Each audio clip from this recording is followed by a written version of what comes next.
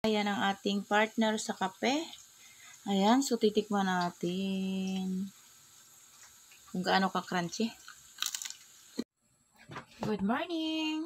Ayan ay magluluto ako ng kamote. So, ipiprito ko lang po siya, no? Kasi, mas lamang yung may gusto dito sa bahay na iprito ko lang daw itong kamote. So, pritohin natin. Kayatin ko muna.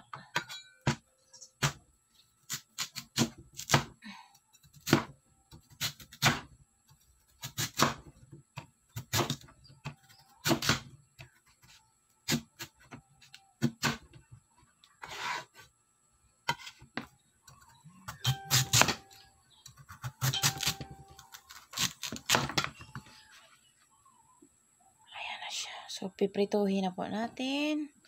Ayan na siya, no? So, magpapainit na tayo ng kawali at mantika.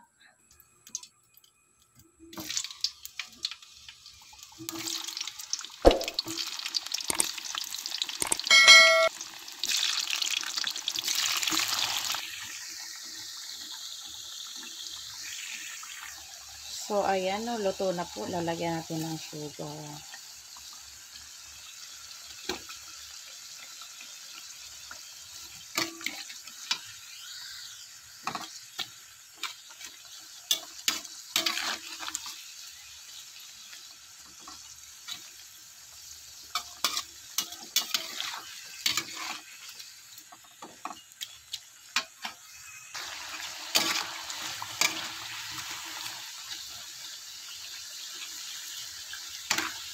Ayan, nagmimelt na po ang ating sugar. Kakaramel na siya.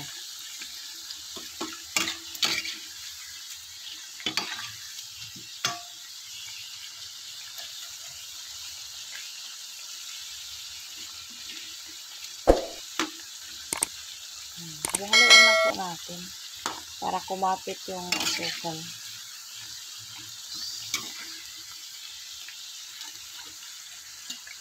Hindi talaga ako nagluluto ng mga ganito sa non-stick na kawali, guys. Kasi hindi nadikit yung asukal niya. Ilang beses ko nang tinry. Ang nangyayari, nagbuo-buo yung asukal na pero hindi kumakapit sa niluluto natin. Awan ko kung karelate kayo.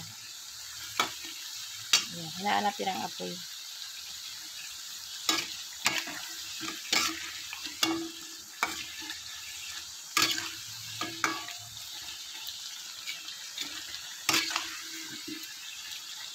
Ayan, so hanguin na po natin ito at okay na siya.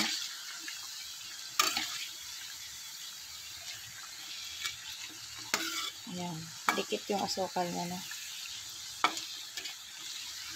Walang natirang asukal dito sa ating kawali. Ayan, okay na.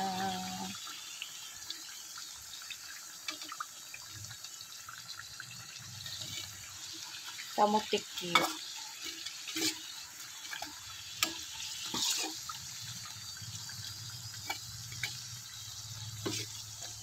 Tanggalin na po natin sa ating kawali at baka naman masunog. Kita nyo naman.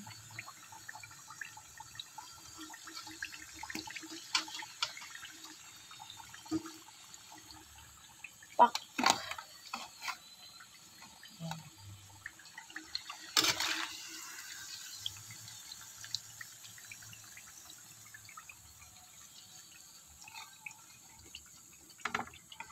Huwag natin pagdikitin at magdidikit-dikit sila.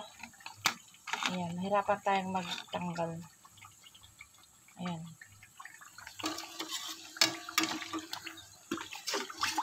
Side yung ating asukal.